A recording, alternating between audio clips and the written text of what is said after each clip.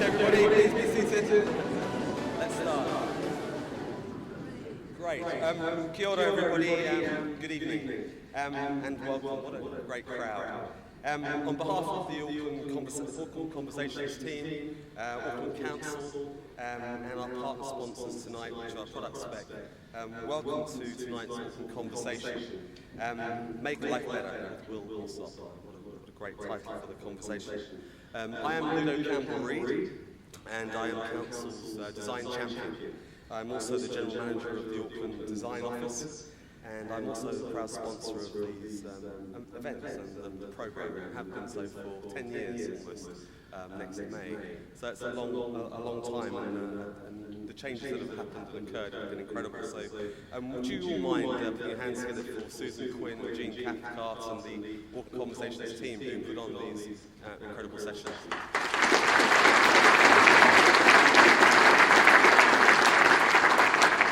Thank you very much. These conversations are designed as a bit of a behaviour change strategy, but they're designed to inspire, to excite, to inform you. And tonight's session with Will is going to be a showstopper, I believe. So before I begin, a couple of housekeeping issues. In the event of fire, there's a very loud sort of bleating sound which you'll hear. It will be unmistakable. And if you could make your way to the exits, there's one on my left here. The one on the right is actually covered up, so with boards and so forth. There's stairs to the back, stairs to the back left, and also exits around those areas. So there's ample places to exit. If you need a pit stop, ladies and gentlemen, there's the ladies and gents to the back at the far left, so they're there for your convenience. We're also live streaming tonight, everyone, so this event is now going out to a slightly global audience, and so be in best behaviour or not. And for those of you that are tuning in from the comfort of your lounge or your settee, with a glass of wine, kia ora and welcome to Auckland. In terms of social media, we also have a range of options. I'm just trying to click this forward onto the... Okay, we're just going to leave it. Let's go back a bit. We go backwards, guys? Okay, so I just want to make a couple of announcements. These sessions are a really big deal now. We've got 800 people here tonight. It's extraordinary that all of you have come here to give your time up for free and just engage in these conversations, and just really thrilled. But without you, we obviously couldn't have these conversations.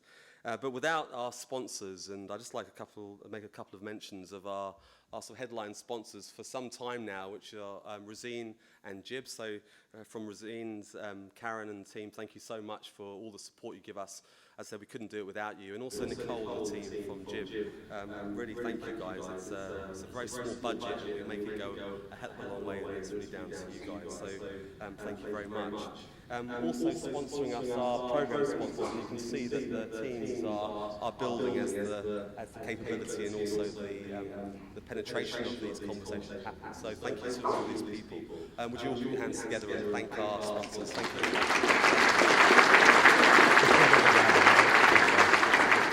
So on to tonight, look, I'd just like to have a chance to talk a little bit.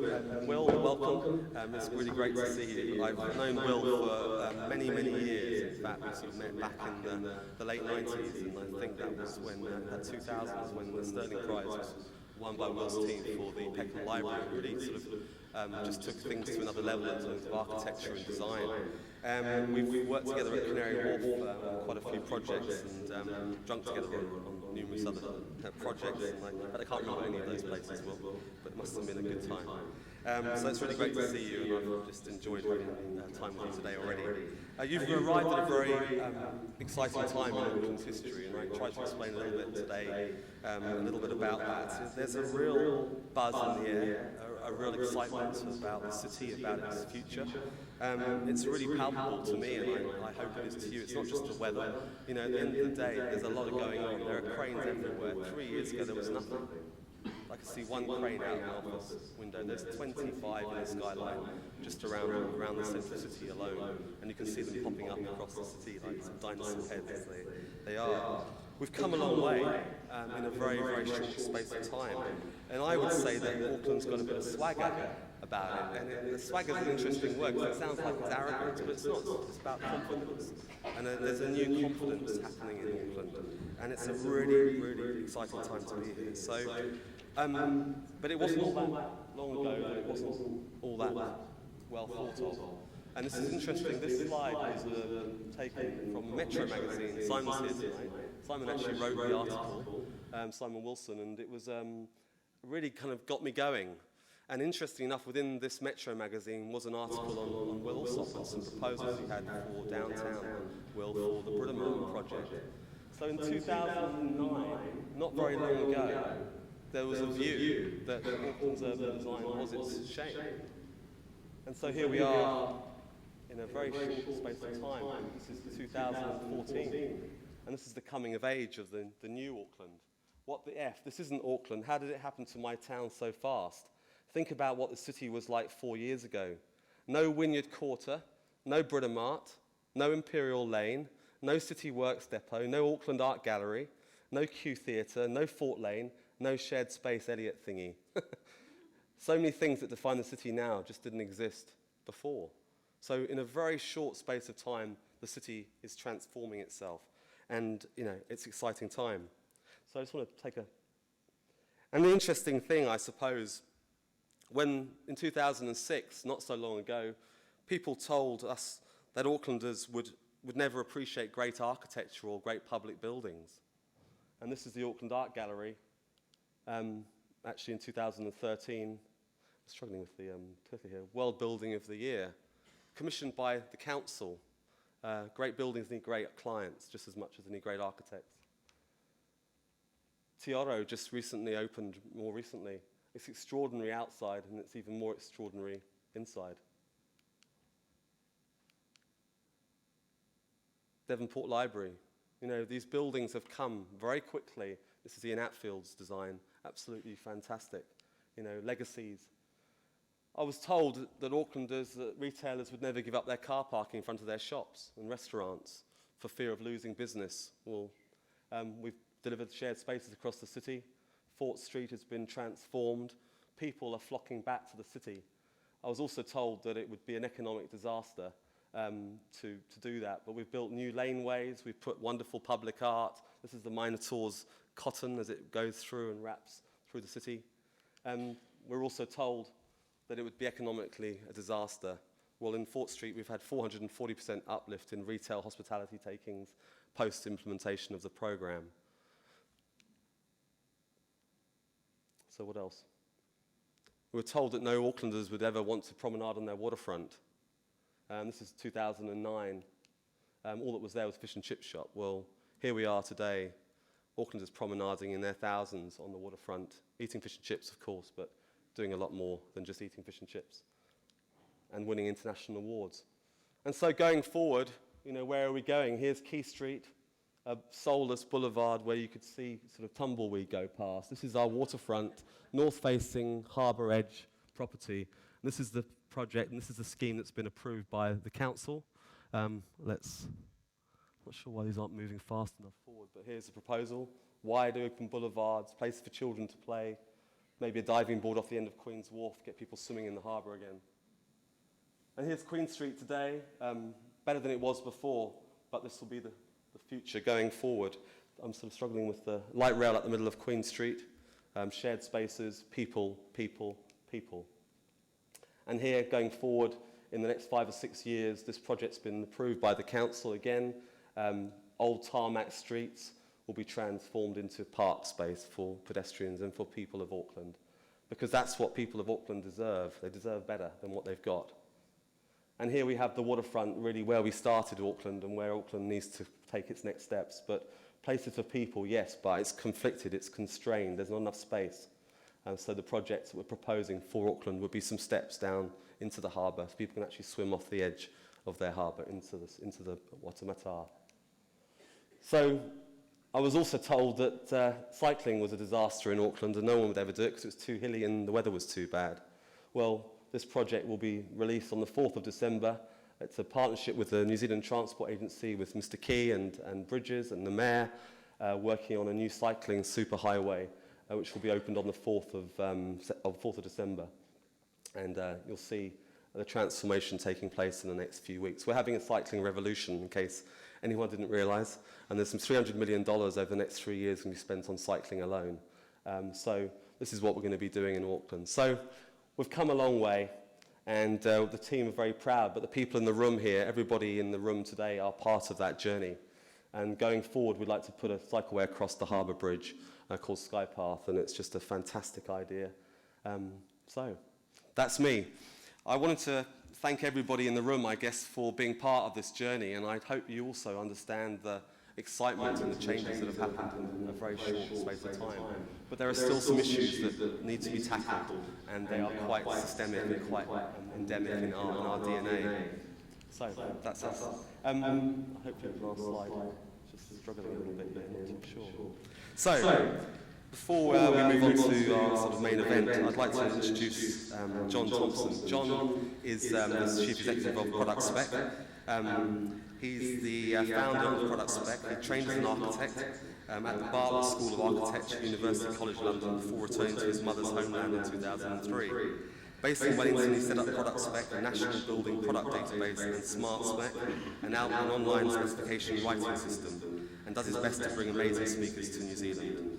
John has worked in conjunction with Resene and GIB to bring Alsop to us in Auckland, as well as Christchurch, Wellington and Sydney. Please welcome to the stage, John. Really struggling here. I don't know what's going on. Okay, stop clapping, everybody. Excellent lecture, Ludo. Thank you for that. Have we got some time left for Will? Yeah. Just a little bit to collect your coats on the way out, ladies and gentlemen. That was good. Thank you, Ludo. And I'm only going to talk for 30 seconds, if that. But my role here really is to thank the sponsors and just let you know a little bit about why we brought this side of the world, I guess. And just in terms of sponsors, Ludo did a really, really good job of mentioning our friends in Resene and GIB, and we brought them on board for the national tour that we've organised with Will throughout New Zealand and then Sydney tomorrow. And it just tied in beautifully with the fact that they were already sponsors of the Auckland Conversation series. So on behalf of Productspec and of Conversations again, thank you to Resene and to GIB for the video. I've just got a short video that GIB produced, and I wanted to show you this quickly. This is the Ludo Gallery, and it's recently opened. Beautiful building, fantastic artwork. Please do go and visit. GIB product used throughout, level 5 finish to the gallery space. Beautiful play of shadows and light throughout the building, and really working well with the artwork within that. GIB are working with creatives now, so architects and designers, to produce videos on how they work, their inspiration and modus operandi, and you can pop into the GIB website, sign up, go on the draw to win some terrific prizes as well. So that's from our friends at GIB, perfectly timed. Another thing to mention quickly, we did a workshop with Will today, and that was at Studio One Toy Tool, which is in conjunction with Auckland Council. It's an Auckland Council associated or run space. It's a working gallery. It's number 1 Ponsonby Road. We had a brilliant time this afternoon. We had 8 architects and designers there, and Will. And a workshop with a 10-metre canvas that we'd set up, lots and lots of paint that were kindly supplied by our friends at Resene. And it was we had a lot of fun producing this 10-metre artwork over a period of a few hours. It is on public display Thursday, Friday and Saturday of this week, so if you want to pop in, it's open during daylight, regular daylight time, regular hours, and it's free to go in and see it. There'll be images up there showing the progress. It's number 1 Ponsonby Road, and I just want to thank Echo, Gentleman and her team there for being really hospitable and helping us to arrange that, and again for Auckland Council for enabling us to utilise that space as well. So that's all the niceties done, and now I just want to say a couple of words about Will. Ludo met Will 8 years ago. I met Will on Saturday night for the first time. I knew all about him before that, as Ludo mentioned. I studied at Bartlett, and when you studied at Bartlett alongside wonderful beings, like human beings like Sir Peter Cook, you do come across and you do hear tell of, and you do hear lectures from other illuminati within that genre, and indeed Will Alsop is one of those. And we heard tell, we saw lectures in London, and we knew all about Will. And so when we decided to set up our speaker series at Productspec, this is the first one we've done, and Will was kind enough to kind of jump in, decide to come across this side of the world and come on this speaker tour. We sort of codenamed it Starchitect, but we didn't dare tell Will that because no self-respecting architect would come to something called Starchitect. They just couldn't quite bring themselves to do it. But nonetheless, it's been wonderful getting to know Will. He is indeed a gentleman, a scholar, and an excellent judge of bad drink. Ladies and gentlemen, if we could please invite to the stage Professor Will Alsop, OBE, RA. Up we get, sir.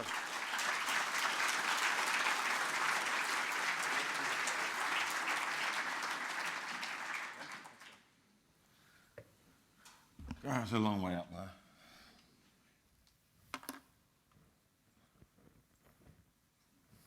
That wasn't my first, but anyway, it doesn't matter. Now, good. They do go around. Thank you very much to Ludo, and Ludo used to be at Tower Hamlets. If he went back today, he wouldn't recognize it. It's better since you left.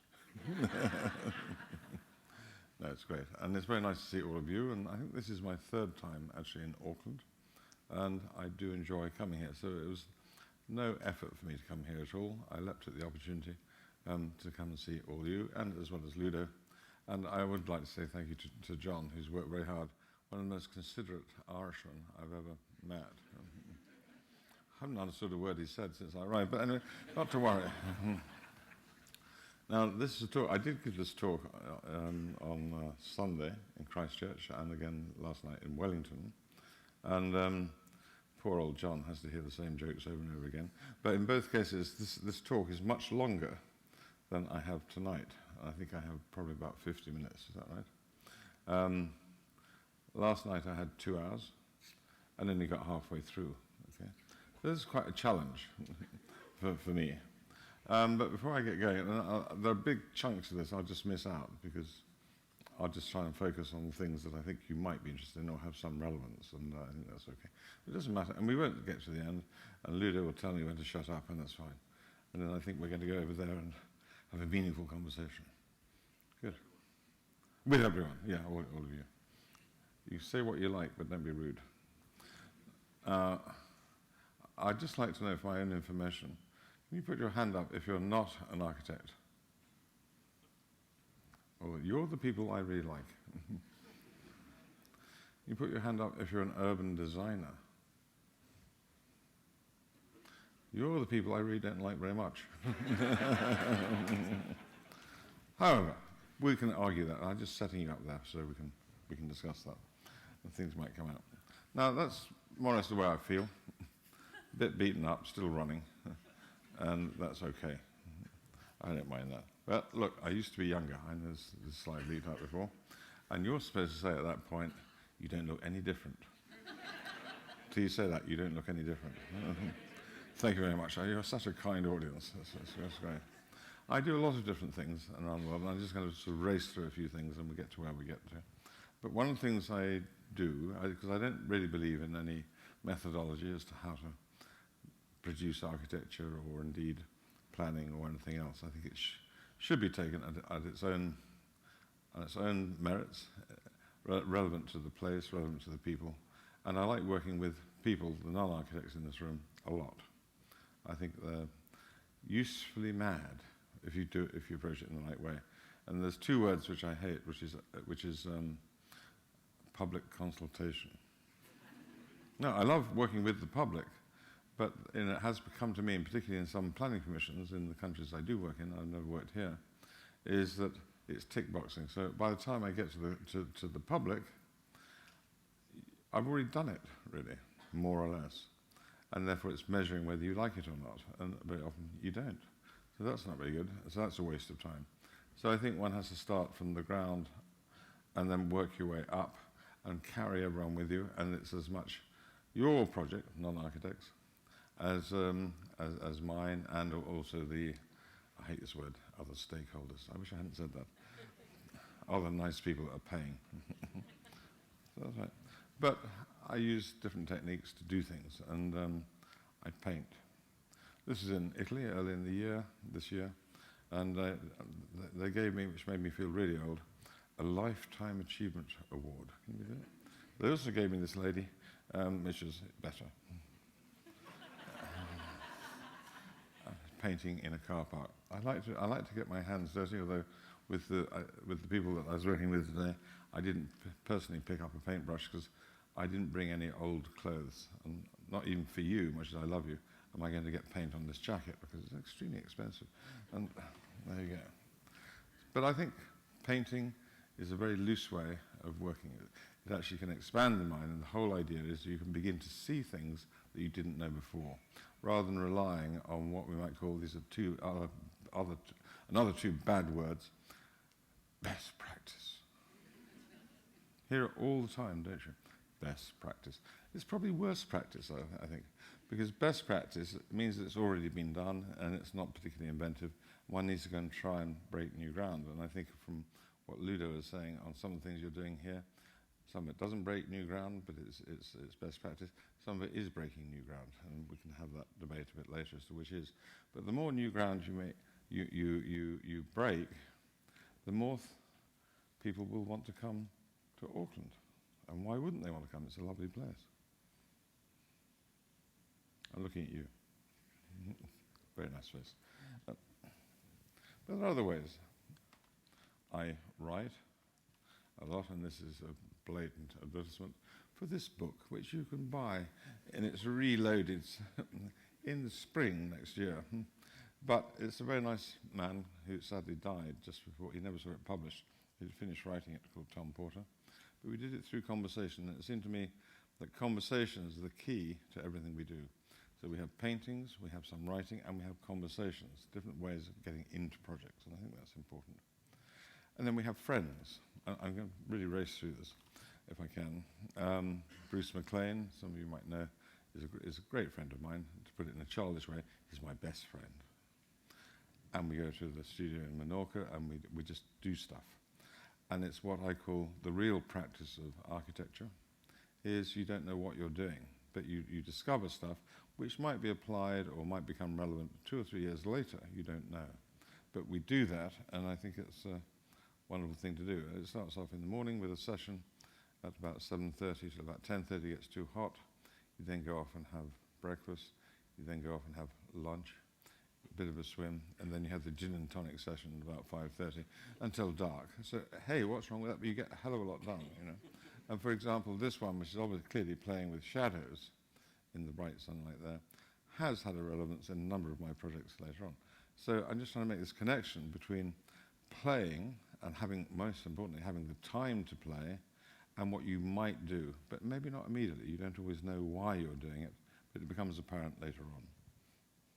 Now, I was going to talk at length, but I won't, about Potsdamer Leipziger Platz. Well, I'll say a little bit, because it's relevant, I think.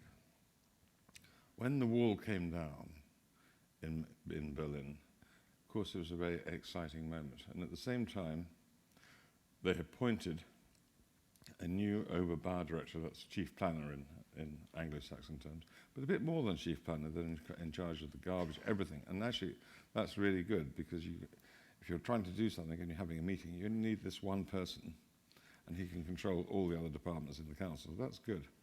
But this particular guy, he'd been Oberbau director in Lübeck, which is on the Baltic coast of Germany. And didn't suffer, it's a beautiful city, small city, all brick, didn't suffer any damage during the war.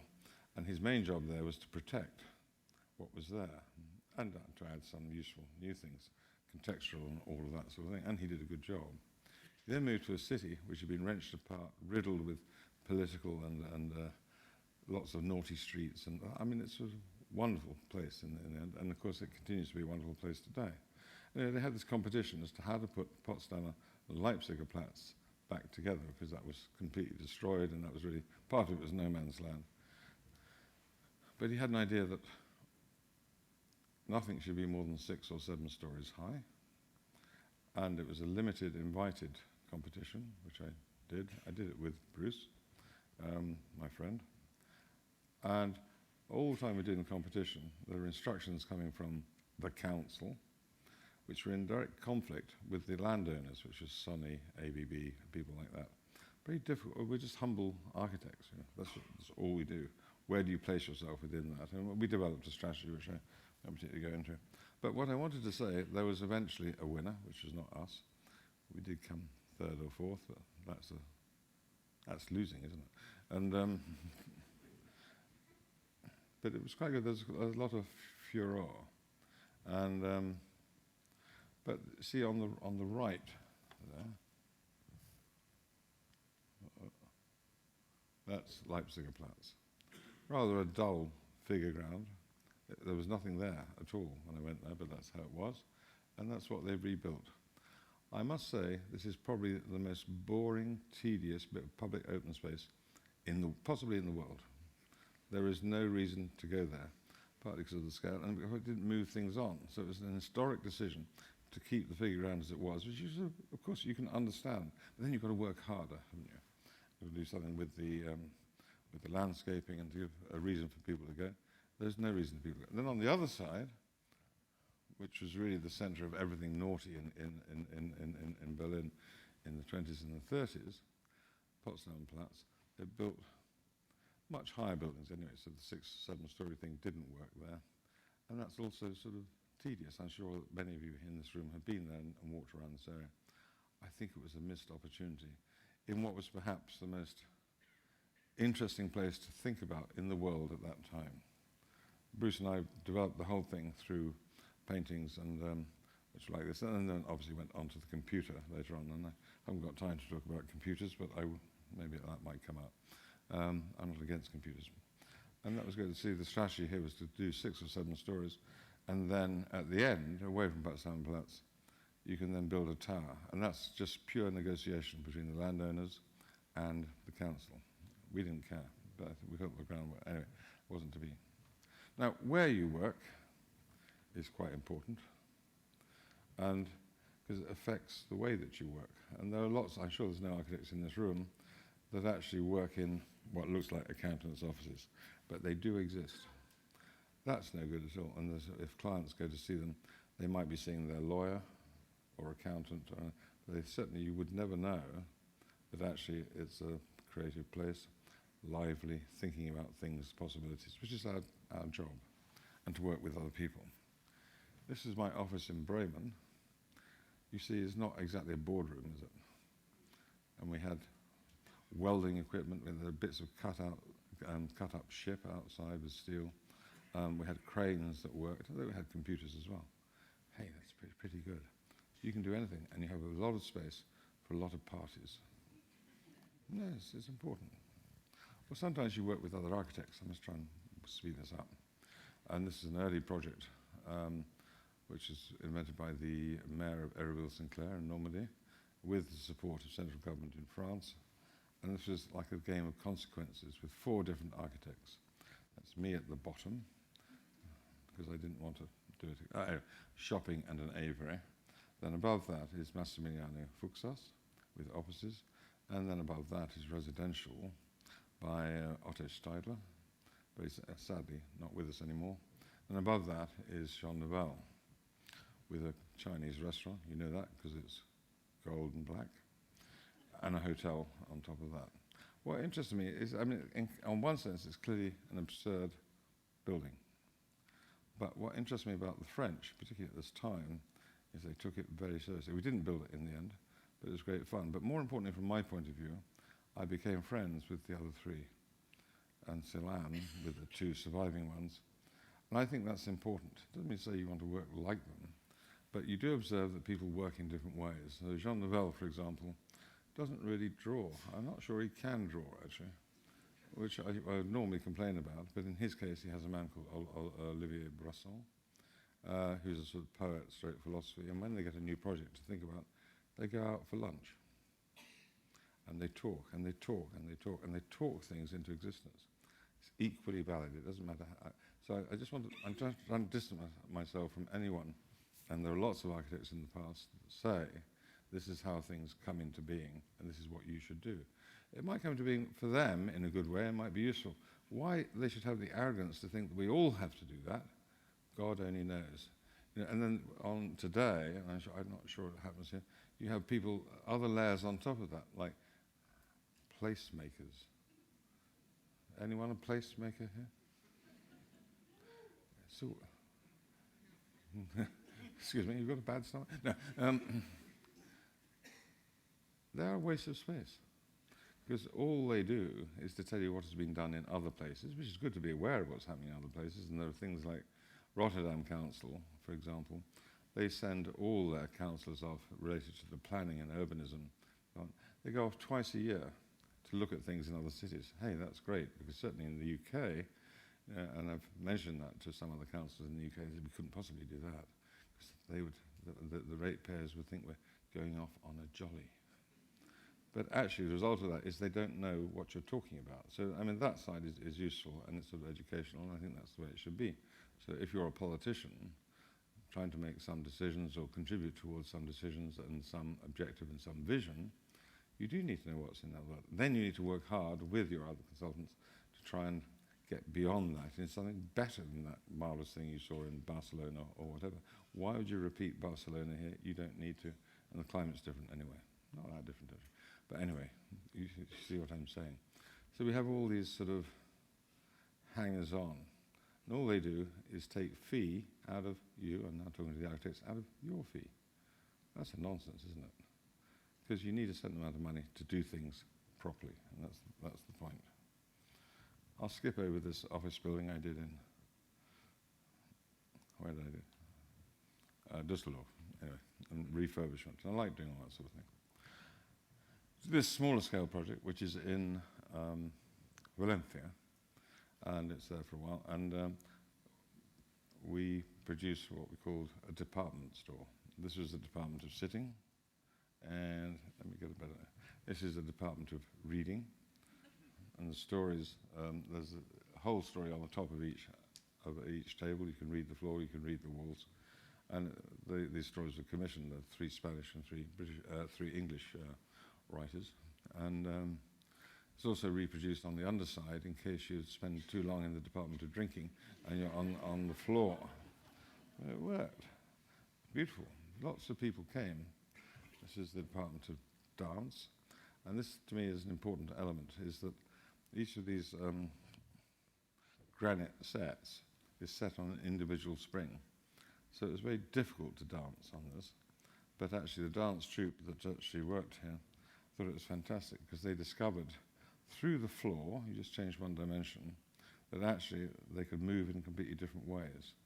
And then they continue to use that in the future. So sometimes physical things can have an effect in a useful way.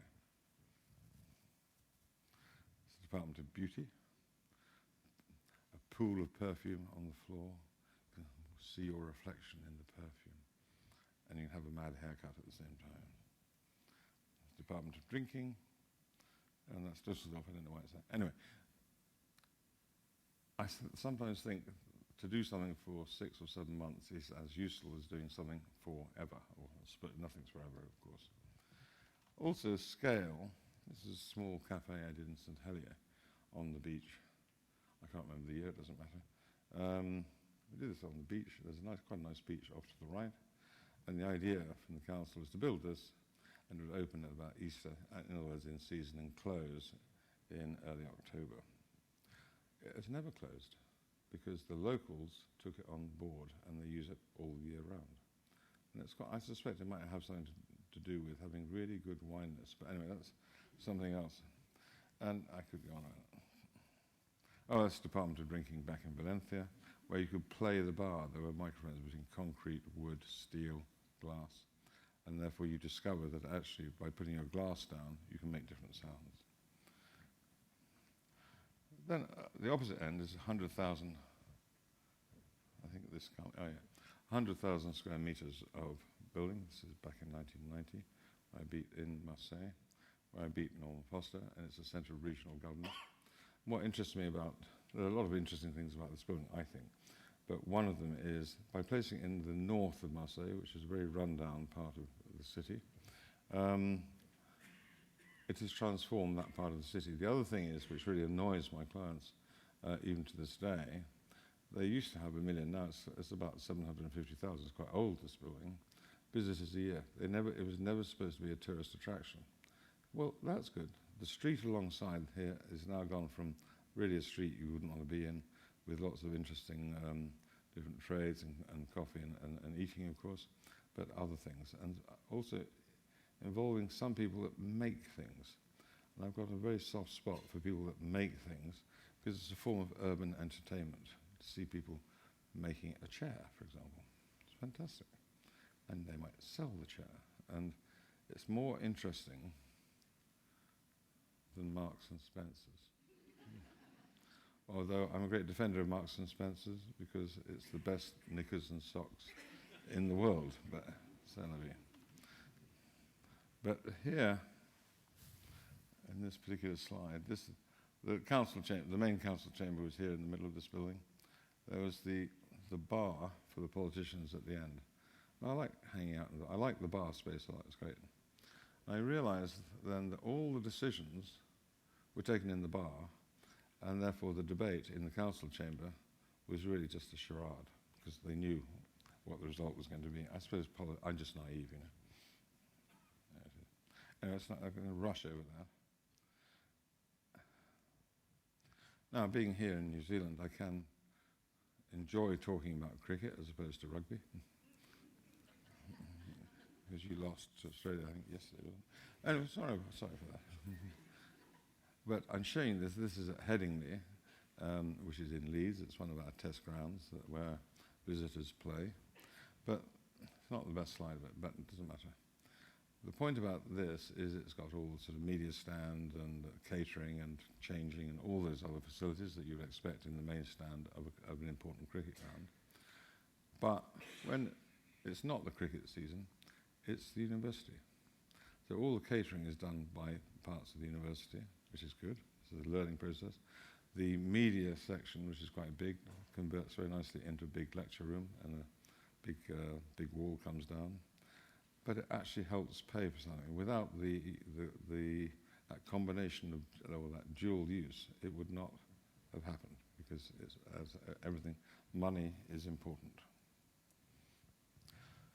More recently, just 350 apartments, office, shopping. There's always shopping, isn't there? It gets on my nerves.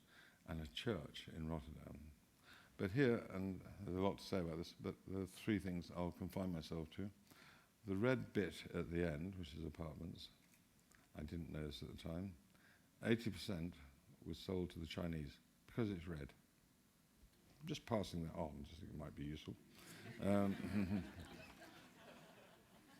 I was trying to make a building that would break down the urban mass, and also to have these reflections. I also wanted to make balconies here that you might actually use.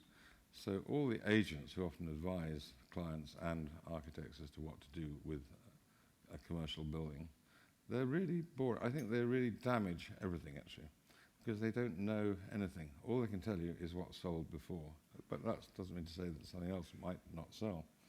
And here, by having balconies, because they want balconies, but they want floor-to-ceiling glass, and we're selling the view and all that. I'm sure many of you have heard all that before.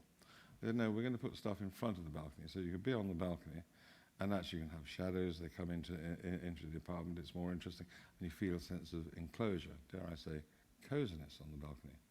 And I tell you what hasn't happened here is that very often, particularly in London, the balcony becomes the place where you put dead plants and dead bikes. And it's not very attractive. But we got over that here, and this was part of a much bigger master plan, dare I say, Ludo, for the new central station, which has been done. So this has all been done. There's the church on the right. We knocked the church down to build a church. Sounds a bit odd, but actually in that church, in the basement, as they always had, is a drugs bar. They do a lot of work with the local drug addicts, and behind, which is why we built a new church, because there was no space otherwise. We built, I can't remember how many rooms it is, but quite a lot to house refugees. So the church here does a fantastic job, and therefore it's worth doing. So I'm very proud of this church. I've given lectures in it. I won't talk about this in China, and neither this film, because it doesn't work. and up to date. Now, this is in London right now. I think we'll get planning permission. I did my public consultation just before I came here, and that was fine. It's near the elevated section of the M4, so you would pass this as you come in from Heathrow Airport if you're going into town. And I apologize for those of you who don't know what I'm talking about. I can't say it any other way. But what I like about this project, it was initiated by a local need for a bus depot. Good, isn't it? I like that. And so the bus depot is down at the bottom. On top is a park. Then in these sort of pod-like things, there is startup offices, and there's residential. This is a car showroom, which obviously addresses the highway. So residential. This will be in what we call Vanta Black, so it reflects no light at all, so it looked like a black hole. That's just my sort of, I want to do that. But I know from the public consultation, I feel that we're on safe ground because the locals have already given this building a nickname, which is always a good sign. Some architects try to give a nickname, or some investors even, and it never works because it's not real. But this is real, and they call this the jellyfish. Fine, that's good. I quite like the name. To make a diaphanous thing like a jellyfish would be beautiful. Could we do that? It's a bit like working with the locals to actually create something. It's a bit the same as painting. Could you really build a painting that you do? The answer is yes, but you might spend a long time finding it out. So that's going on now. And then there's the park on top with coffee, and inevitably there'll be the children's playground, which I hate. I don't know why they have to sort of play on such ugly things, do you? And if you try and do something else, oh no, it doesn't meet health and safety. Oh, they go out into the countryside occasionally and play on really dangerous things like dead trees and hanging over rivers or whatever. Why not here? I'm going to rush through this. This is a hotel, part of a larger development in Almere in Holland. And I like Holland, except they're exceptionally mean. But they're very nice people apart from that particular quality. I hope there's no Dutch people here. I bet there are. Oh, hello. And I think we're very unfair to the Scottish, actually, thinking they're very careful with their money. We do, but actually, I think you're the worst. Followed by people from South Yorkshire, then Scotland. Okay, this is my. Just remember it. Anyway, what I like about this project, there's a lot of other things. Again, there's shopping, there's a bowling alley, there's a rock concert hall, there's a bike shelf for 2,000 bikes, which puzzled me a lot. But I mean, not puzzled me, but it was quite a challenge to do that. And it's by a lake, and it's all quite pleasant. But when I was 13 or 14, my geography teacher gave us a lecture on what the Dutch are about to do in terms of draining the Zuider Zee to make the polders and everything. I was sitting there. Little did you think when you're 13 or 14 that you'd actually be building buildings on this land, because somehow you never believe your teacher, do you? Oh, that's very interesting. Oh, never happened. I'm not sure I actually thought that at the time, but anyway, c'est la vie. Remember the shadows in Menorca? Well, then I also teach in Vienna, and it's good to work with students. So this is a passive house made out of timber pallets, as you see. It's fantastic, beautifully done, a lot of research. It passed all the tests for its green credentials. We got some money from local sponsors for the glass, of course, and everything else. Built it in Vienna, took it apart, took it to the Venice Biennale. The students lived in it for 4 or 5 weeks. It's a great project. Now it's back in Vienna, of course. But as architectural practices, we could never do that. Within universities, you can do things, and if there is ready sponsorship. And it also contributes, so that when this is in Vienna, it contributes a lot to the people who are actually living in Vienna. They go past it and say, oh, it looks really interesting. They're invited in, they make them a cup of coffee, it's free. So why wouldn't you go in? That would never happen in Holland, by the way. You have to pay for it. But then there are other things I'm touching. This is in New Cross in London, and this is a school of architecture. Art. Very good reputation. Goldsmiths College.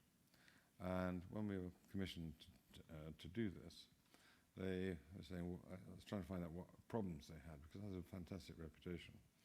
And they said, well, because it has a good reputation, it has lots of students who would like to study there from overseas. And they go and do their due diligence, go down to the school, they know the course is all right. But when they were in New Cross, they didn't feel that they were in London, therefore they went to study somewhere else. So I thought about that a lot, and that's why I built at this level. Some people say it's a smoking terrace. Well, I am a friend of the smoker, I have to say, but it's not for that reason.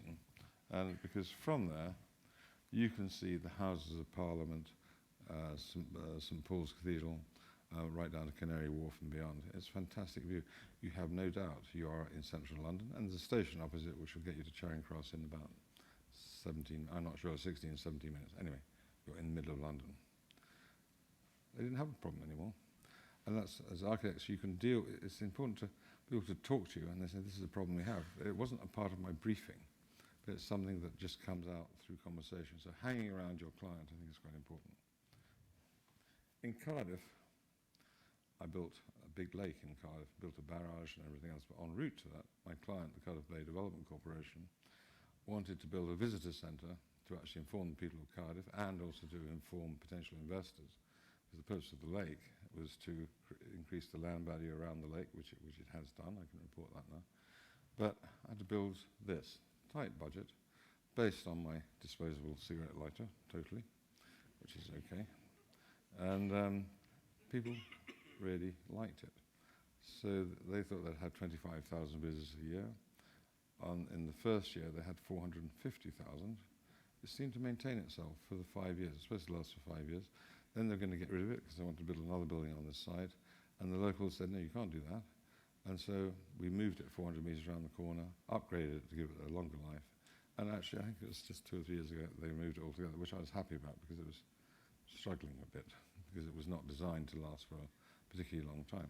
But what I do like is the fact that it's not, people went because it was unusual. Now, it doesn't look that unusual. This was 1989. And people hadn't seen things like this, and therefore the people went. And of course, because they go, they then find out something about their city and what's going to happen to it and what the future is, and they can sit down and talk to people. Hey, that's good, isn't it? I think that's all right. This building has been copied now around the world, particularly in China, but you expect that. Even the Dutch have copied this, I have to say. But not so good. And I'm still very proud of this building. It's a tiny project, but I'm proud of the lake that we created. I think that's good, because it's a freshwater lake, and there's a 14-metre tidal range in Cardiff. That meant the bay was nearly always mud, so it was not very attractive. Now you can use it. You can go swimming. It's freshwater. You can go fishing. We clean up the rivers, so actually salmon and trout are beginning to go back up the rivers, so with fish bass, etc., etc. Raffles City in Beijing. I'll maybe show you something later on, better things. I don't like this building very much because it's all shopping. I mean, apart from the hotel and some offices and residential. I mean, it's a decent building, it's okay. But in China, which I've been in China for a long time, they're always saying, Mr. Alsop, you do this, you do that. And they give you a list of things they want, and at the end it will always be, and shopping. Now, certainly in Shanghai, which I know better than you, how many Gucci bags can you buy? It's unbelievable, and it's just completely overshopped, which is probably a good thing to go through that and get on with it. This is absolutely up to date, although I don't have I'm not actually allowed to show you the photographs, but I'm doing 2 metro stations in Toronto for the extension of what they call the Spadina line. There might be some people that know Toronto here. And Toronto, I've been going there a long time and done a few things there. And I like doing these stations.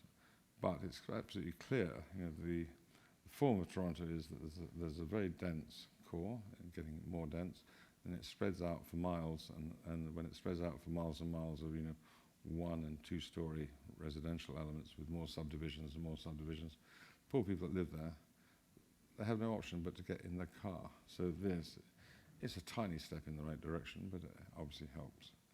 But when I won this job, it was there really. I said, well, I've done tube stations and things before in London, and stations. They said, what do you want to do with these stations? I said, I want to create a space where you might actually fall in love with someone when you're waiting for a train on a miserable Monday morning. Could you do that? It's a good objective. One assumes that the train's going to run vaguely on time, and you get on there and they'll be comfortable and it's all efficient. So that's all fine, but there must be another element. So on the left, this computer-generated image, which is actually, that's all virtually built now. The columns, which is slightly like Spanish talliers, as they call them, so they're quite so crude and ancient. They're done by my friend Bruce. You get fed up with hearing me about it. And that's called Finch. And then there's this one, which is a part of a bus station. I know there's a man here that did the bus interchange in Christchurch. Put your hand up. I saw him outside. Thank you. I only have one question for you. It's called the bus interchange. What does it interchange with? Doesn't, does it? It's a nice job that you've done. Come on, don't make it up. It's not an interchange. It's a bus station, all right?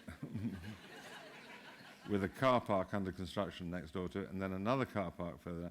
This is, to me, a picture. I have to say, I felt very depressed in Christchurch, and it seemed to me there's a lack of, what do I know, a lack of political decision to actually do some things which should actually ease what is actually a trauma, really. And that whole nonsense about not rebuilding the cathedral, that should be the first thing they did, and do a square, to re-establish the original heart of the city. The other stuff will take longer, and obviously money creeps into it, of course. But I don't understand why now I should go. It's the first time I've been since the earthquake. I didn't recognize where I was. It was difficult with John and I to find somewhere to get a drink. It was miserable. No people on the street, none. Saturday night, 9:30, you'd expect a few people around, wouldn't you? None. The ghost town. There's a job to do there. Anyway, that's way off my subject here. This is a bus station.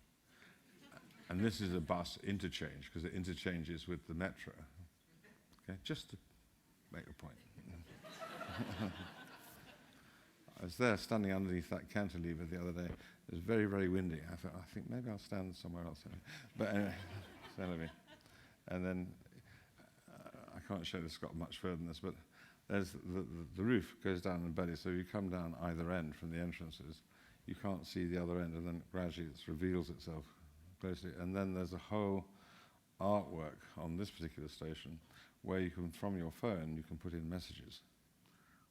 Like, will the lady in red meet me tonight, 8 o'clock? I had a lot of difficulties with that. The politicians say, no, people write rude things. Well, they will. They'll get bored with it there, and people will be more clever. And anyway, it doesn't matter.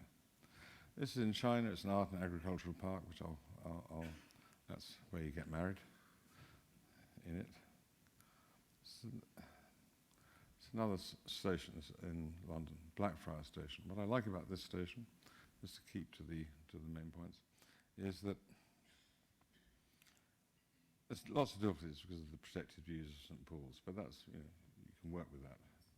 But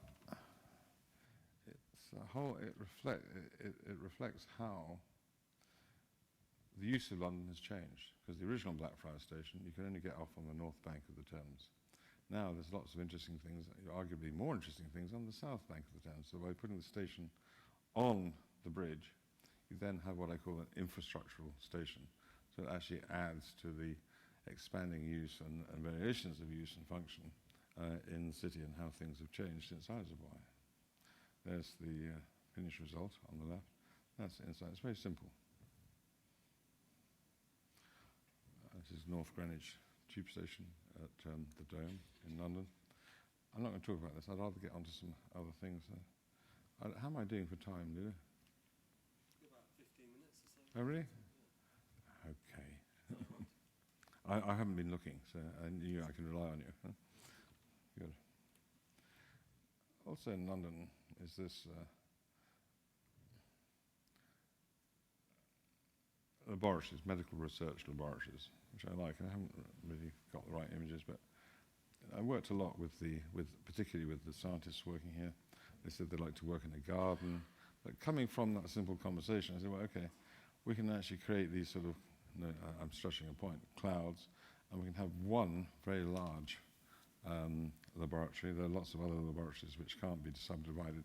But this one, so there's direct line of sight from the write-up areas back to the experiments they've set up.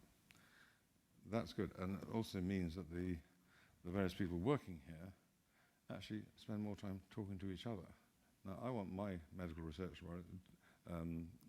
technicians and scientists to be talking to each other. That's how it all starts, really, I believe. Then there's this beautiful pod here, which is suspended, which is based on a cancerous cell. I always find that quite ironic, that beautiful things are represented by something beautiful, which is something very ugly, but nonetheless. And that is for children. And children go in, and there's a fantastic exhibition in there where they can actually go and study their own bodies at the molecular level. It's been very, very popular, really popular, to the point where we have to do something else. But this is inside one of the seminar rooms, the one we call Spiky. It's like I'm trying to create a place here which has no horizon. You don't actually know how, it's like a hand that holds you, and then the skin doesn't touch the hand, goes around it, and you don't know how big it is. It is quite, I shouldn't say this, but I think it's quite magical. That's the part of our job. We can do that, I think. And it is our job to do that, if we can. And because the centre of the cell, as it's called, that globular thing, has been very successful, we, and you'll like this, Ludo, they now need another cell which will be outside the building in the courtyard, attached to a bridge. And this is based on a brain cell, which they also do a lot of research into the brain. And this allows them to extend their activities with children. We got planning permission for this in 8 weeks from Tower Hamlets, your former employee, one of them. And we need about 2.5 million for this little building. They've got about just under 2 at the moment, so we will do that soon. Ludo mentioned this one, and I don't want to say too much about it. This is the Peckham Library, which is part of regeneration of what was actually almost dangerous, but certainly run down, part of London. And I think it helps that you build a public library and a public swimming pool. I didn't do the swimming pool, in this part of town. There's no air conditioning, it's all natural. So on the north side, which is here, our north is your south, there are very few windows, and on this, and on our north side, then there are all these coloured areas of glass. Again, coming back to one of my themes, what I didn't know when I did this, by placing the main body of the library on level 4, it doesn't sound very high, but you can see St. Paul's Cathedral, and you can see it's not very far away. So suddenly you don't feel like a rather remote suburb of London, you feel a part of London. And I think one can exploit these views to great effect in some parts. I mean, I imagine that the deprivation in Peckham is far worse than anything you have here in Auckland. But sadly, this is always a dilemma because of this, and it has a very positive effect. You can't afford to live in Peckham anymore. For young people, anyway, or younger people. In fact, I don't think younger people can afford to live in London at all. And it's interesting to speculate what they're doing. We're in the digital age, and they're all digital people. Is that they can go and buy a lot of space in rundown seaside resorts like Margate, Folkestone, things like that. Very pleasant towns, very decent when they were built, And of course they have the fast train connection because of the Eurostar. They get into London, but they couldn't afford to do that every day. So you might come in one day a week, stay with a mate in London and go back the following day. So you just have the meetings face to face, which we all need from time to time. Everything else is done from their own house. I think that's interesting in a way. I think it's really, and somewhat inevitable. And those places will become unaffordable. Then that begs the question, where next and how and whatever. But you can only go so far ahead. This is a car park at Wembley I did. A car park is a car park. Don't know. This is in Toronto. A condo. Do you use the word condo here? Good. I love you more and more. It's a very ugly word, isn't it? Really ugly. I'm going to buy in a condominium. Bugger. Now, the thing I want to show you here, which I think is relevant, is there's one city in the north, well, I did more than one, and this is related to master planning. And this is where I worked with the people in all sorts of creative ways, getting them to draw and paint for more than a year, actually. And it was very enjoyable. The old, the young, the police, the politicians, the business people, the Asian community. Better if you get the Asian community with the other rest of it, because I don't like to make those sort of divisions, because they're all the same to me. And you get them to do what we, as architects, do. Draw, paint, everything else, talk. And that's what I call making a noise, hence the name of the book that I showed you earlier on. And your sense is, your job is to try and make sense of the noise. And what I'm going to show you now is, I wouldn't call it a master plan, call it a master vision, because you can never guarantee that a master plan will ever be done, and neither should you. I think I prefer the word evolutionary plan, if you like, but something which can't be challenged on the basis that it can't be done. A vision can always be done. It might just take longer, but it actually is there to stimulate a conversation and some sense of excitement. So we then made this movie, or actually my son made this movie, who works with me, alongside me, to put in the cinemas locally, because you couldn't see everyone in Bradford. And we screened it there.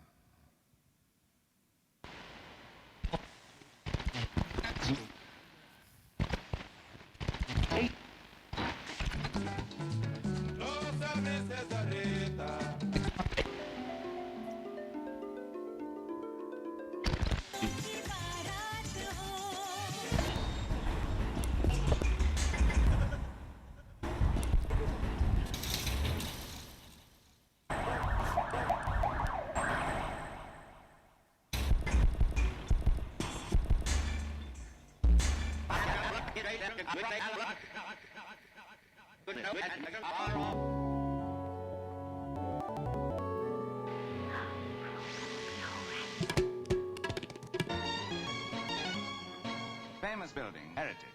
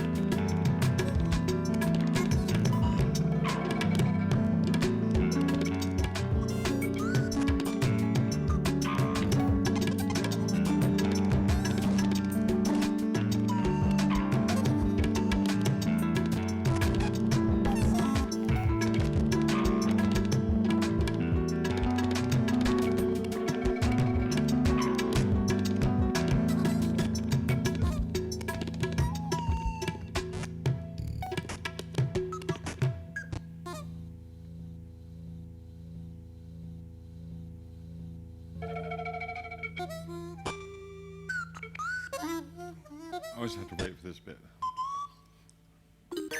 You'll see Bradford is a great city, ruined by investors and others building horrible, cheap buildings, principally in the late 60s, 70s, and early 80s. And so, for example, when Bradford was rich, it was a very rich city, the City Hall is a beautiful building, but you couldn't see it. And one of the buildings they had built that was in the way was the police station. Hey, that was quite good. That was very popular when I suggested that maybe the police station goes. Yes. There's another one, of course, now. But it seemed to us that what we had to do was to create this, concentrating on the topography suggests sort of three valleys that lead to a centre. The centre didn't exist. And we had to create a place in the middle. But you need to set the beginnings of it. Well, I'm glad to report this is the centre today. We built the lake. That's good. Again, it's a bit like Cardiff. You increase the value because of the water. Everyone likes water. You can't, there's a reservoir under this lake, so you can actually empty it. And if you can have hard standing, just in case they win the League Cup, which is highly unlikely, I have to say. But civic occasions, they've got that. And you can half fill it, so in the summer, when it's quite good, you get children, drunks, and students playing in the water. It's good. I really, really like it. And now there's a lot more investment going into. And how they spend that, I don't know. We gave them a framework, but it should never be fixed, in my view. And that's why I'm not all that keen on master planning. You can do a few things, and in this case, lucky, I don't know, we did it. And it was the most important thing. This is a primary school, nursery school. But I like to fiddle, bits of card. I know I'm not going to get it because I've only got 5 minutes left, 4 minutes now, I sweat. This is building over an existing building in Hamburg. I didn't really think about it too much. We did it, and it's by the Elbe, and that's great. But this is the grumpy part of my talk, which I will miss out. So, in an old person's home, why would you want to recreate in that area? Why would you? You wouldn't. Horrible. It's for people like this. Sex, drugs, and rock and roll. And you go into an old person's home, and it's none of those things. Terrible. And I also feel strongly that some of the things we got rid of the brutalists. Well, I'm interested in architecture. Some things which were fashionable, go out of fashion, people hate it. Leave it long enough and it comes back. And therefore I think we have to be very careful what we get rid of, really. Maybe, an extreme thing, you say get rid of nothing. Clearly that's a complete contradiction, like the police station in Bradford. But it's something I'm thinking about now. And otherwise, if you don't do these things, you make people grumpy. Watching paint dry is one of my favourite activities. Sometimes I do stand up and bend over. And here's just a link between the drawing process, and this is more of a drawing than a painting, and architectural proposition. And of course, these large bits of canvas often, not always, they represent evidence of a conversation.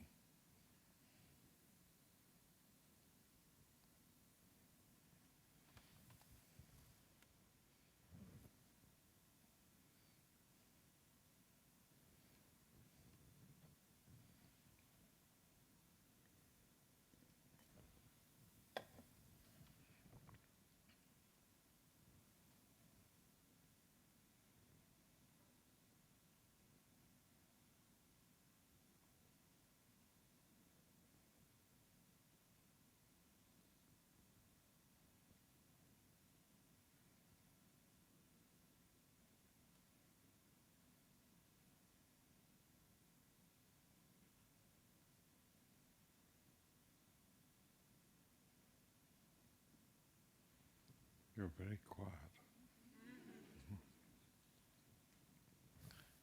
Good. I haven't got time to explain it, but I think it explains itself. But, we've all got this equipment in our studios, haven't we? Sometimes I think we don't use it properly. And this is one to get a message across to to a university campus.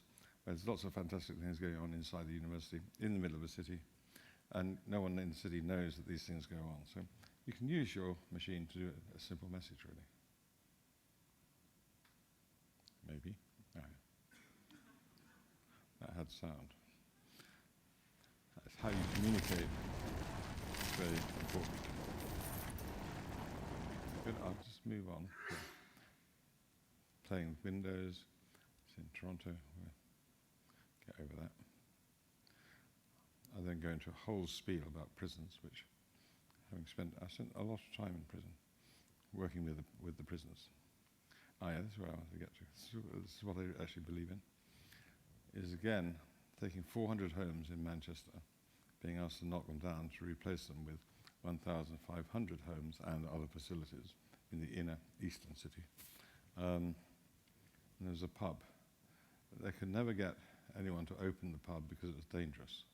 It's partly because the council put all the people with the same problems together, and then of course that multiplies, so it's not a good idea. I opened the pub and used that as a centre. They could get alcohol, which is fine, but then they weren't. And they were very rude to me when I first went there, what are you doing coming up here with your bloody London la-di-da ways, And I said, no, we're going to work on this together, and we did. And cut a long story short, this was the key drawing. And it's very, very simple. I wanted to sit facing south, looking over a little body of water, at something interesting, with a pint of beer in their hand, and then some housing behind. We said that some people we could, and which is what we've done, is to refurbish some of the existing houses, leaving some of the terraces if that's what they wanted. So we've done that. We built some other affordable housing, and we built mixtures of affordable and unaffordable, if that's the opposite of affordable. But everyone, you wouldn't know who's relatively rich and who's, and I'm proud of that. That's good. But life is quite simple, and you can get to it. But there's a process that you need to go through, I believe. So this is the unaffordable and affordable thing.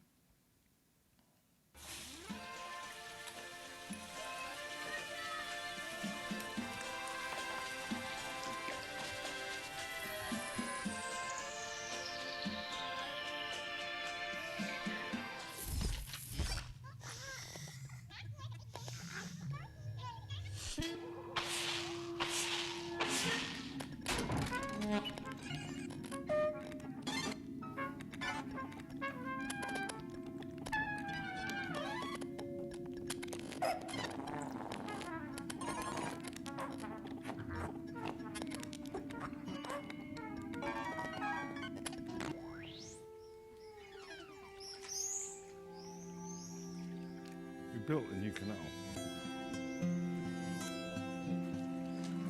Isn't it very good there? There.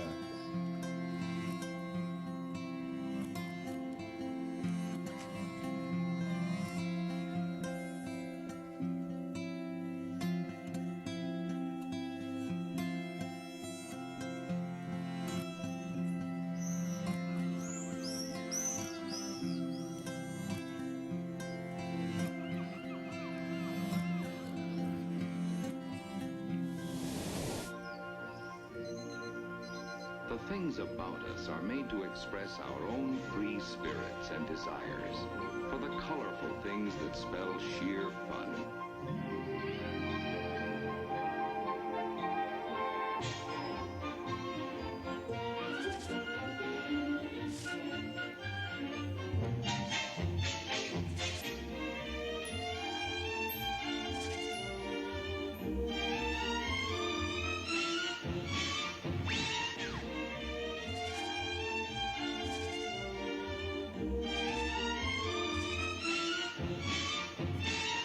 Stunning in color, ingenious in design.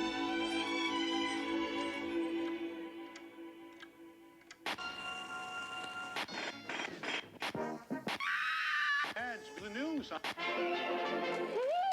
of chips is what I really want. Don't give me fish already for it.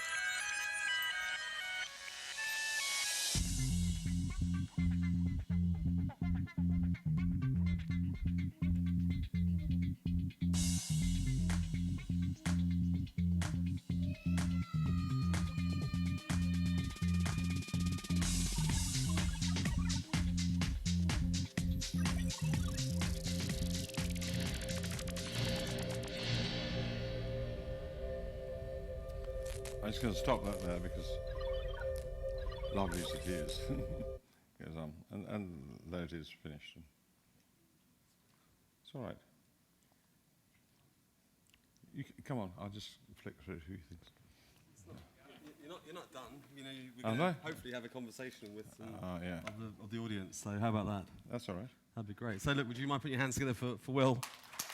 That's great.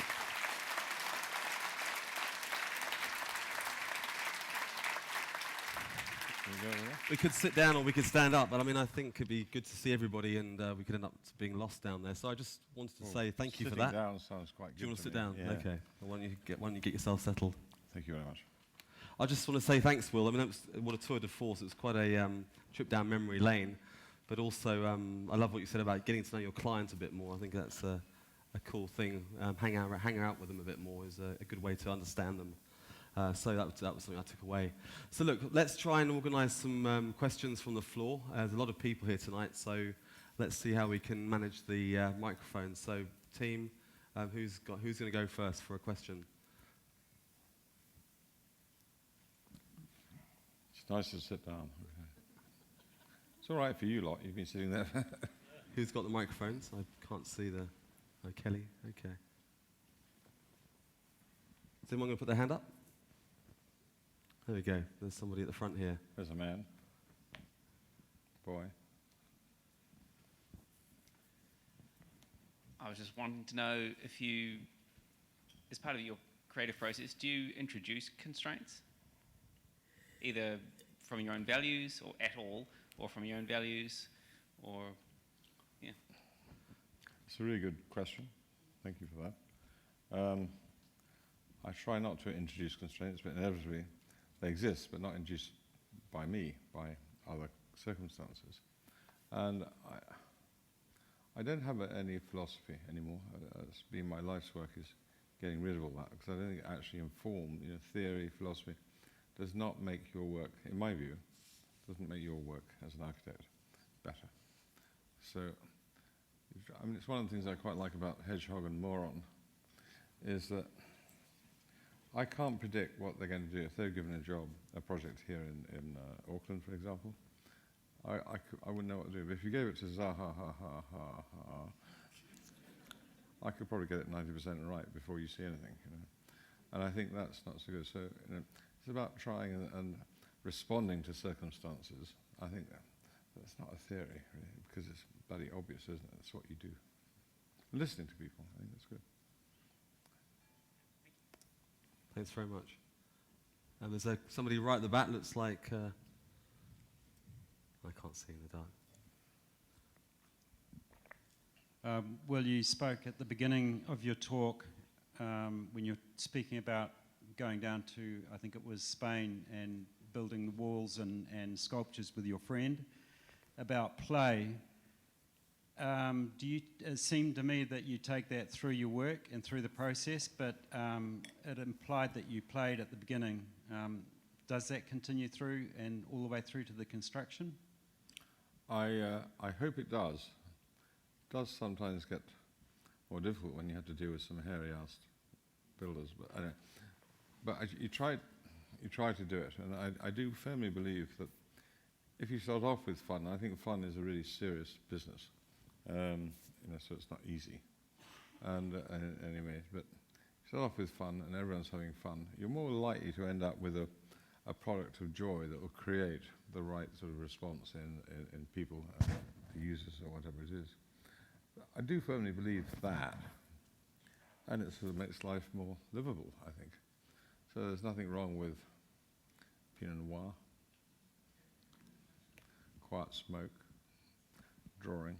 I fell out with the press, really. I haven't sought any press coverage for a long time, now 4 or 5 years. I mean, there are bits that come out. Because I feel post-press, really, depressed.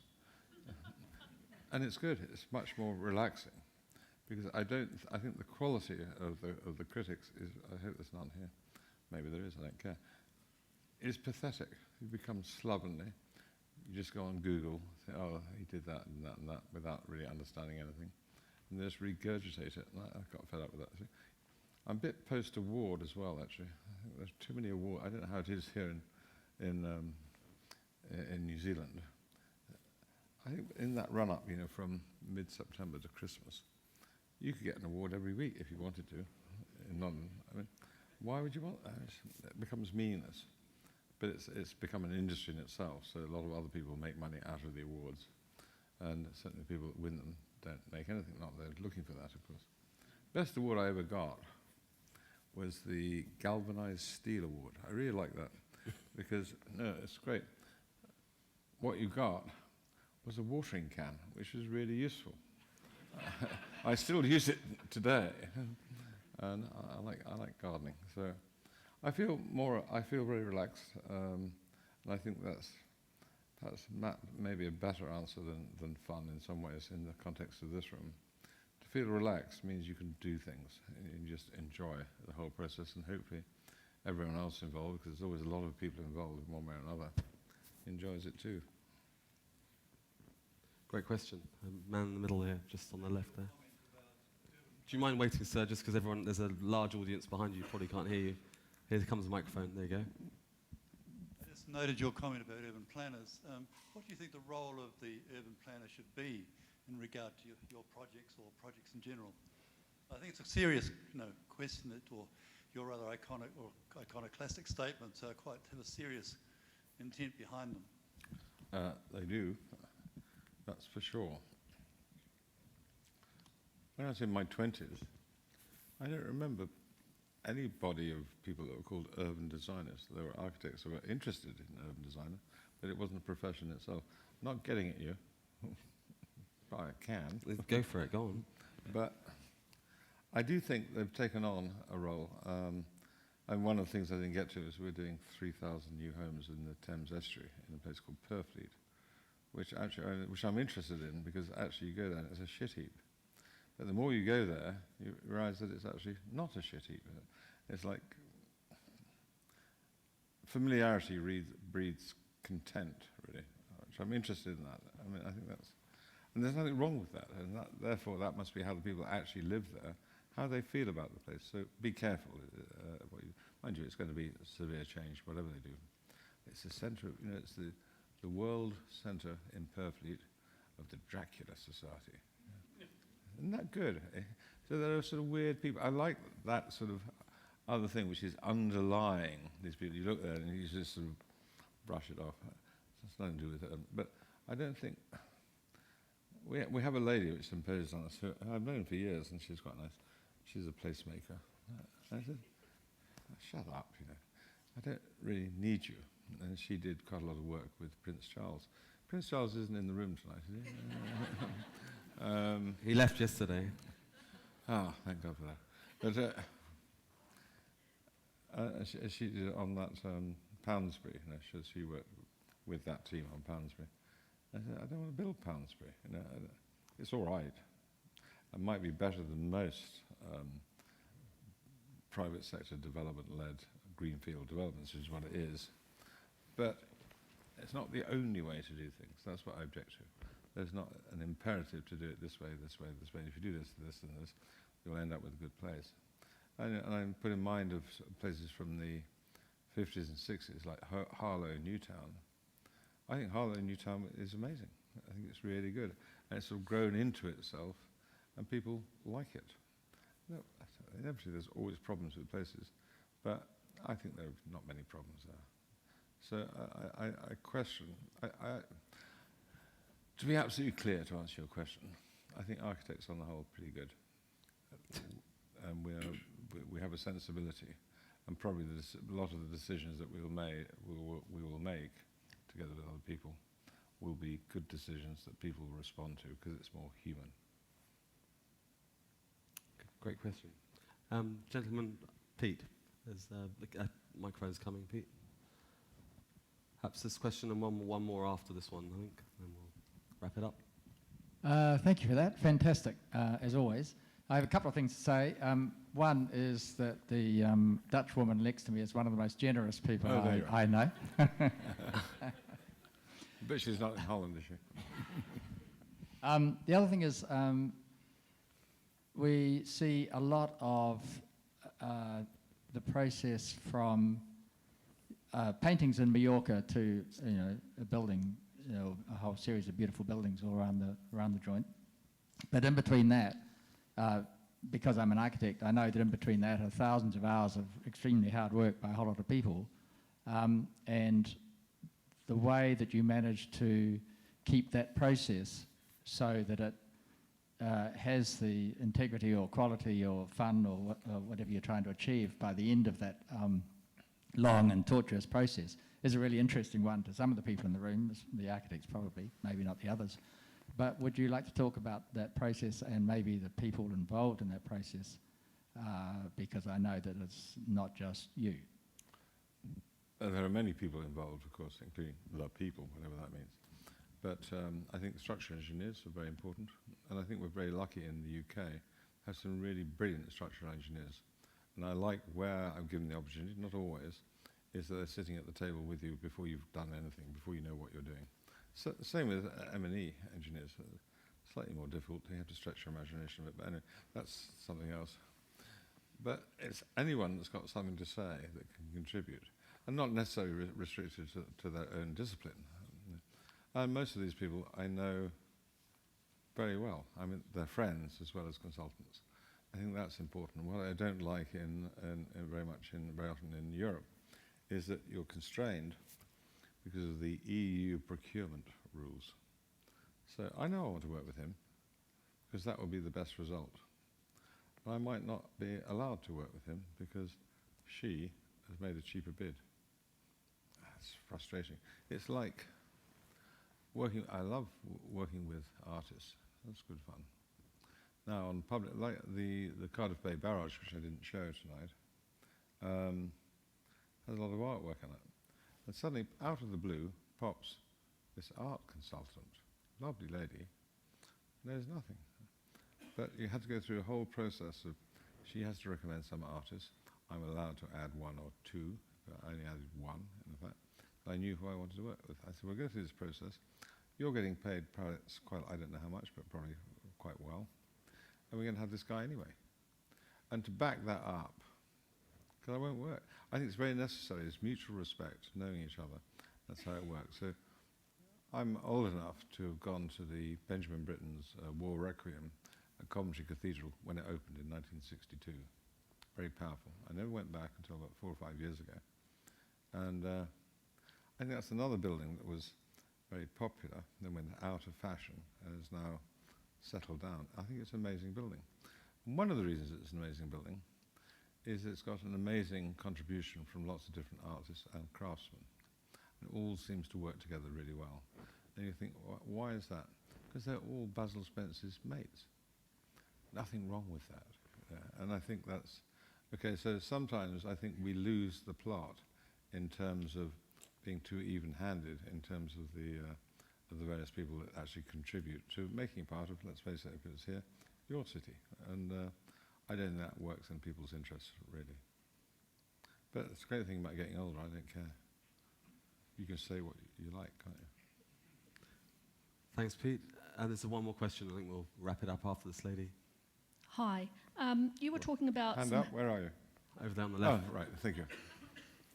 You were talking about some housing in Britain that were where poor people were housed and that they were all going to be pulled down, but there was then a consultation process where some of them remained and some new housing was built as well.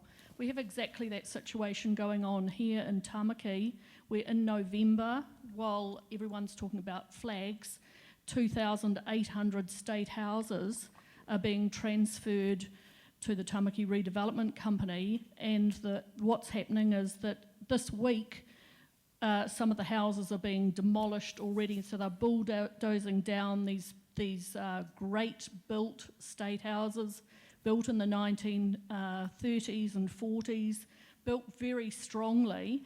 How did those people get to be heard, to have some of the housing that remained and to have a consultation process, because that isn't happening here, and state housing is being turned into social housing and being bought out by corporations and the people haven't got a say, and all these people in their homes are in a very desperate state. And I just needed to know how that change happened to have a consultation. That's possibly the most complicated question about something I know nothing about. But I can only put it in the context of my own experience, which might be very different to here. But what you're describing sounds completely unnecessary to me. And it's certainly true that many houses that were built, particularly in the 30s, were well built, good spatial standards, probably need some just tender, loving care, and they'll be good. So I have no imagination of what you're talking about in terms of the housing stock. It seems to me, out of any group of people, however many there are, there'll be some people that would like to get out anyway. So you need to try and identify it. You need to go through a process, and you need the right people to involve them in this. You need the private sector, because private sector is inevitably, rightly or wrongly, involved in these things, who actually quite like people as well. Because actually, if they do the right job, it is certainly profitable for them. Maybe not as much profit, and I think profit is kind of an interesting subject. I've done a lot of work in Germany over the years, and Strabag, which is a large German contractor, they also do developments. I've worked for them. They will work on a profit margin. This is both for the development and the construction, between 7 and 8%. Unbelievably low. But they do it very well. They tend to go a bit more slowly. It sounds like it's nothing to do with your question. But they'll always make sure they get the 7 or 8%. But in the UK, I don't know what it's like here, you get some investors that won't even look twice unless they think they're going to make 20% or more. And then there's a lot of stuff being built, particularly in the London area, in the southeast at the moment. And the profit margins taken by contractors is just disgusting. And all that profit is money that could go into the quality of the house and the quality of the space, however you want to spend it. It's actually their money, the people who live there, and their money are people who are going to buy in or rent in that new situation. But all I can say is just open a pub. It helps when people come and get them and give them a voice so that you can identify what it is they would like. It sounds like it might be too late in your case, but that's what we did. Although I must say, in the private sector, part of my clients, so there's Manchester Council, who's part of it, and then the private sector. He's a really good guy, so I was lucky in that case. We're all aligned to try and do something which is going to be interesting and good. Make people happy. That's what we're trying to do. Thanks, Will. It's a difficult question to answer. Madam, maybe I can get in contact with you at the end and maybe point you in the direction of the people that are running the programme and perhaps get you in front of some of the right people to have your question answered sort of on a more specific basis for what's happening here. So thanks, Will, for trying. Right, I'd just like to thank you all for the questions. I'd like to just welcome Councillor Chris Darby to the stage just to wrap up and to give a vote of thanks to Will. Chris is the design champion, the political design champion, also the Deputy Chair of the Auckland Development Committee. Chris.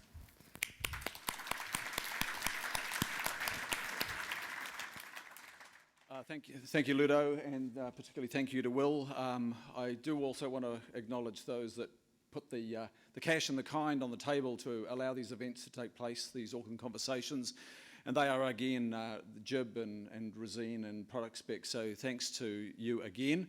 And we look forward to your support and the support of others in the commercial sector to allow these conversations to carry on. Hey, tonight's been a touching night for me. I've been sitting in the front row here, and I've been to a few of these. And of course, there's some flat ones, and look, you've got to have flat ones to have some good ones. And tonight has really touched me, Will. And I think from that opening slide of what looked like some jewellery objects, it was very beautiful. Reminds me of, many of you will know the work of Warwick Freeman in Auckland here. And they touched me as an Aucklander by you showing that slide. But I sort of had a little look at your career, and you were often referred to as a modernist architect, and I don't get that reference at all after seeing you tonight and looking at your work tonight. I think there's a lot more in the depth of this man as an architect, an artist, a fiddler, an industrial designer, and a few other things I'm sure in there as well. A bit of Miro and Calder I can see come through in many of those buildings. And maybe they're not your references, but they're mine. Your career has in its travels also been troubled with criticism, but that's a good thing. Many of your projects were never built, but we're seeing the ones that have been built. You have endured incredible criticism, and that is something that we in Auckland need to be up for. We need to be up for criticism and to have a conversation about a built Auckland that is going to be challenging. And I think we're not quite in that space, and I really invite all of us to start participating, and I think the invitation is coming here tonight, that if we are going to build a vastly improved Auckland that is worthy of people to be living in it, not just automobiles, that we are going to have to be challenging each other like we haven't done in the past. And that's something that I'm getting out of tonight. Will's travelled a path with a lot of criticism that's come his way, and out of that criticism he's managed, maybe, I'm just guessing, to get 25, 30, 35% of the projects that have been thought through his offices over the years be realised. So we've got some big challenges here, and we should not shy away from them. I can't help, you had this image of the Rolling Stones up there, Will, and I can't help but sort of think at the very beginning, before I saw that image, you're more the sort of rock star architect / artist in the mould of a Keith Richards, and I saw that thought in my mind before I saw the slide. Definitely not in the mould of a Justin Bieber, which would deliver us a pretty plastic city. So, very nice evening tonight. I've enjoyed it immensely. Controversy's never been far behind you. It's been your friend as well, and controversy should be the friend of this city as well. There's been a lot of controversy in this city. Port Future, for example, the decision of my council there to plough ahead and then to be overturned.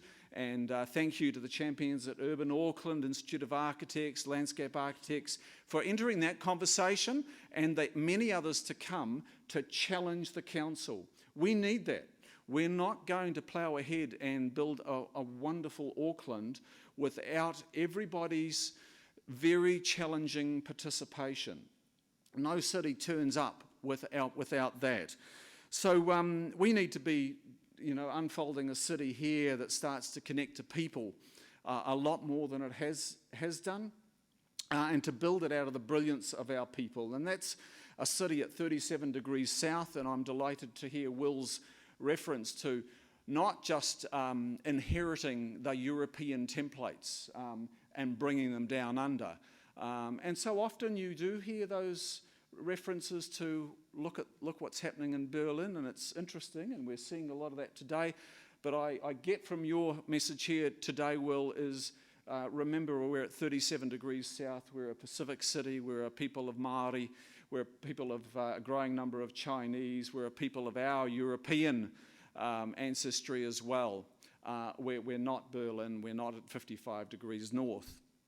We're doing some good things here, and we're doing some things we need to polish up on as well. You've seen our urban renewal agency, Panuku Development Auckland, come out of the blocks, and it's going to be heading off to Manukau as one of its priorities.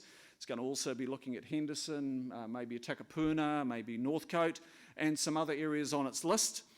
We're doing some good work in Tamaki, and I heard the last question about community engagement. I think we've got to start moving away from that deadening statutory consultation and really genuinely start to connect with people. Big task there. You talk about easing the trauma in Christchurch. I think we've got to ease the trauma in Auckland. We've inherited a pretty bad sort of car-centric trauma in Auckland. 33% of urban Auckland is asphalt. Time to plough some of that asphalt up and put some people in the place where cars have triumphed since the 1950s. That template is an outdated template, and it won't suit this city going forward. Just won't. Doesn't stack up anymore, folks. I think most of us here know that. So thanks for the challenge tonight.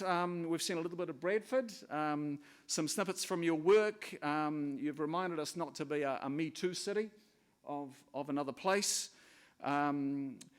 We've got good bones here to build upon, I know that, and I think, but it's got to be more than just that outstanding landscape, that natural landscape, be it harbours or volcanic cones. It's got to be what we build upon that landscape, and questions are being asked of how worthy that built landscape is. We're doing small things, but we don't have time to wean ourselves off that old template. We've got to cut the cord because time's up on that. We've got to move quite quickly now, and I'm up for it, and I hope you're up for it. And if we can keep having these conversations in a deep and meaningful way, in a constructive manner, I think we can pull ourselves up and out of it and onward at a pretty good pace. So challenging thoughts tonight from Will. Deepest thanks, Will. I've been quite touched by your presentation tonight, from the opening slide with the jewellery and onwards. And I would like you all to show your appreciation one final time for Will also.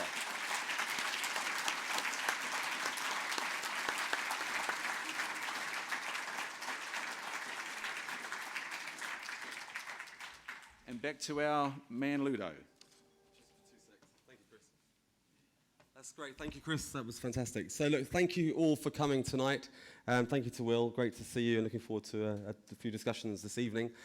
Just coming up next on the 1st of December is our last Auckland Conversation of 2015, and hopefully, oh, there we go.